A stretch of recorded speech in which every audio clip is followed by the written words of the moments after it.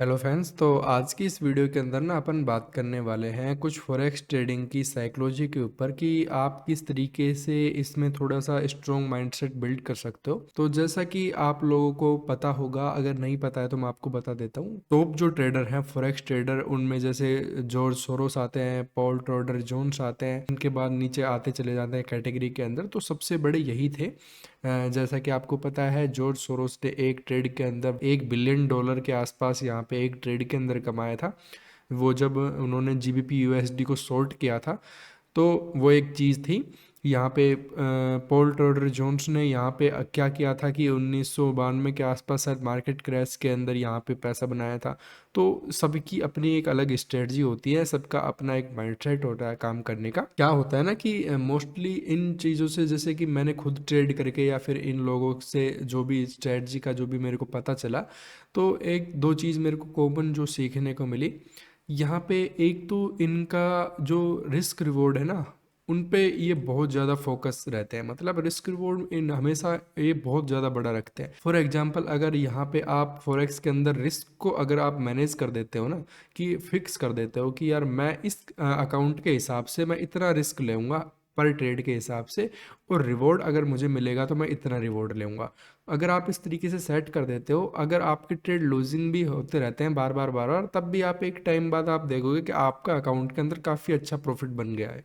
ये मैंने खुद ने भी ट्राई किया था, और इसी साइकोलॉजी के ऊपर मैं थोड़ी सी यहाँ पे बात करूँगा। तो यहाँ पे आपको मैं एक चीज़ बताता हूँ। देखो, यहाँ पे आपको ये सब चीज़ें तो काफ़ी पता ही होंगी। माइंडसेट स्ट्रोंग कर लो, ये स्ट्रोंग कर लो, वो स्ट्रोंग कर लो, ये सब फालतू की बातें हैं। बहुत ज़्यादा चीज़ें ये सब आप जगह सुन भी लिए होंगे।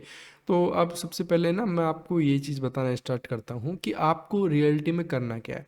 देखो, अगर फंडेड अकाउंट से अगर ट्रेड करते हैं या फिर खुद के कैपिटल से ट्रेड करते हैं, तो इन दोनों में कंडीशन थोड़ी अलग हो जाएगी। खुद के कैपिटल के अकॉर्डिंग आपका कैपिटल अलग अलग हो सकता है, तो उसके अकॉर्डिंग आपको डिसाइड करना पड़ेगा। मैं केवल फंडेड अकाउंट पे बता देता हूँ। अगर मान लो आपके पास 25K का फंडेड अकाउंट है, ठीक है, तो उस पे आप मान लो ट्रेड कर रहे हो 1 लॉट से, और आप मान लो यूरो यूएसडी में ट्रेड कर रहे हो।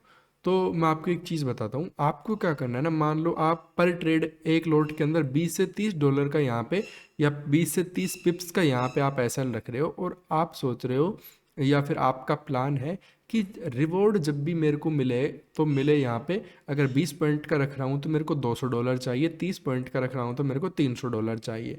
अगर लूज़ होगा तो मेरा $20 से $30 होगा, अगर प्रॉफिट होगा तो $200 से $300 होगा। ये आपको एक प्लान बनाना है बस। और $25,000 का ये अकाउंट रहेगा। तो यहाँ पे कंडीशन क्या हो सकती है कि लगातार आपके 10 से 15 ट्रेड गलत हो जाएं? बहुत कम चांस है। यहाँ पे चांस देखना ये रहेंगे कि आपका यहाँ पे अगर बीच में 1 से 2 ट्रेड भी अगर चल गए ना, तो आपका सारा लॉस यहाँ पे कवर होके आपको प्रॉफिट में वो लैंड करा देगा वहाँ पे। ये आपका एक बहुत अच्छी साइकोलॉजी है। आप चाहे बिना देखे ट्रेड करो, मतलब आप टॉस एक्सपेरिमेंट करना। आप आप बिना देखे बस आप थोड़ी सी स्ट्रेटजी लगा लो कि यहाँ पे मार्केट के अंदर ऐसा रेजिस्टेंस फेस कर रहा है, डाउन साइड में जा सकता है या अप साइड में जा सकता है, आपकी कंडीशन के अकॉर्डिंग, और आपको ट्रेड ले लेना है, और बस आपको 20 पॉइंट का ऐसा या इस तरीके से रख देना है, और आपको रिवॉर्ड रख देना है $300 या $200 के आसपास। तो आप देखोगे यहाँ पे कि आपकी ट्रेड है ना काफ़ी ज़्यादा आपकी प्रॉफिट में आने लगेंगे। क्योंकि आप दिक्कत पता है क्या हो रहा है। आप एक तो अगर लॉस हो जाता है ना, तो आप सबसे ज़्यादा रिवेंज ट्रेडिंग पे उतर जाते हो। रिवेंज ट्रेडिंग में क्या होता है, आप बार बार ट्रेड करोगे कि हमारा लॉस क्यों हुआ, ये क्यों हुआ। ओवर साइज हो जाते हो आप यहाँ पे। अगर आप फंडेड अकाउंट में ट्रेड कर रहे हो तो आपको लग रहा है कि यार हमें एक दिन में सब कुछ कर दें यहाँ पे। तो ऐसा नहीं होता। प्रॉब्लम्स होती हैं तो उसमें आप थोड़ा थोड़ा खाइए। एकदम से बहुत ज़्यादा खाने की यहाँ पे वो इच्छा छोड़ दीजिए। यहाँ पे आप इस तरीके का माइंडसेट हटा दीजिए कि एक बार में यहाँ पे इतना डॉलर का मैं पे आउट निकाल लूँ, ये कर लूँ, वो कर लूँ। तो ये चीज़ आपके लिए वर्क नहीं करेगी। फॉरेक्स ट्रेडिंग थोड़ा सा माइंडसेट यहाँ पे अलग लेके चलना पड़ेगा अपने को, क्योंकि पूरा समंदर है, आपको पता ही है। इंडियन मार्केट को तो छोड़ो आप इंडियन मार्केट में आपको क्या देखने को मिल रहा है, पूरा मार्केट एकदम ख़त्म हुआ पड़ा है यहाँ पे। कुछ आपको नहीं दिख रहा कि यहाँ पे क्या मूवमेंट हो रहा है। ऐसे ऐसे मूवमेंट, बेकार से मूवमेंट होते हैं, अब तो कुछ दिखता ही नहीं है उसके अंदर।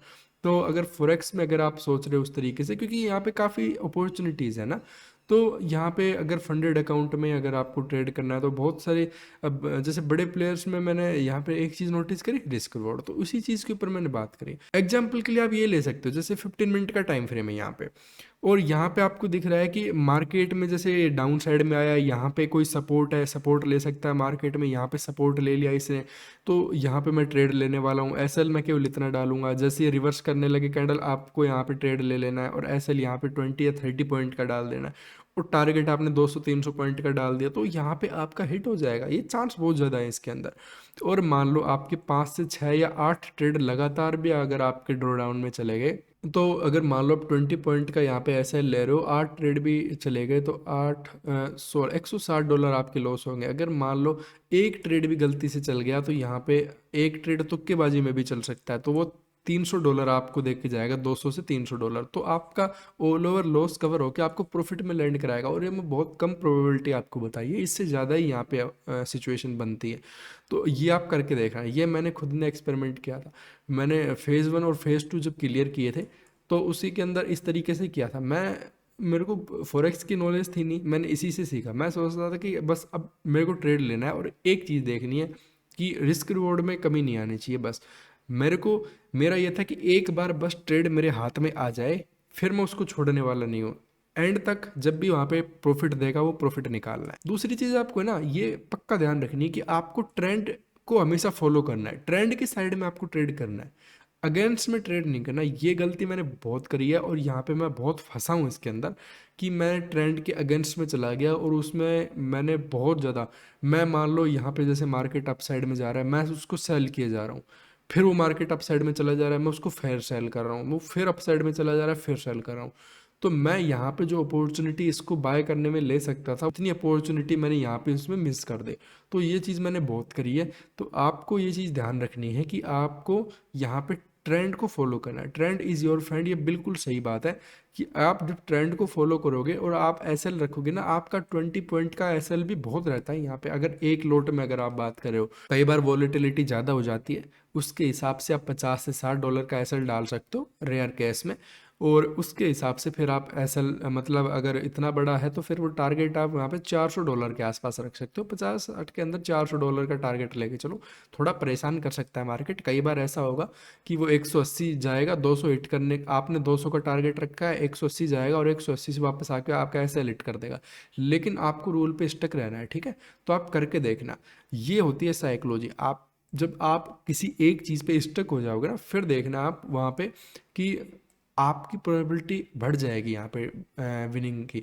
और यहाँ पे आप क्या देख रहे हो, फिर आपके अंदर है ना कुछ ऐसी चीज़ आएगी कि आप देखने लग जाओगे मार्केट को कि हाँ अब ये चीज़ समझ में आ रही है यहाँ पे। अब मान लो आप साइड में निकलेगा, यहाँ पे मान लो अब ये डाउन साइड में निकलेगा, तो इस तरीके से वो चीज़ें आपको दिखने लग जाएंगी। यहाँ पे ट्रेंड लाइन आ रही है, यहाँ पे ऐसी चीज़ हो रही है, यहाँ से आएगा डाउन साइड में, यहाँ पे सपोर्ट ले लेगा, तो ये सब चीज़ें आपको अपने आप दिखने लग जाएंगी जब आप उस रिस्क रिवॉर्ड पे फोकस करोगे, क्योंकि आपको एक सेटअप मिल गया।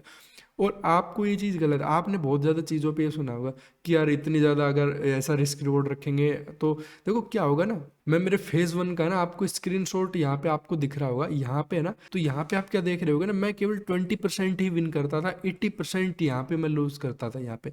तो आप देख रहे हो, केवल अगर मैं 100 ट्रेड ले रहा हूँ तो 80 मेरे गलत होंगे, केवल 20 ही यहाँ पे सही होंगे। लेकिन 20 के अंदर भी देखो यहाँ पे मेरा काफ़ी अच्छा यहाँ पे फेज़ 1 क्लियर हुआ था।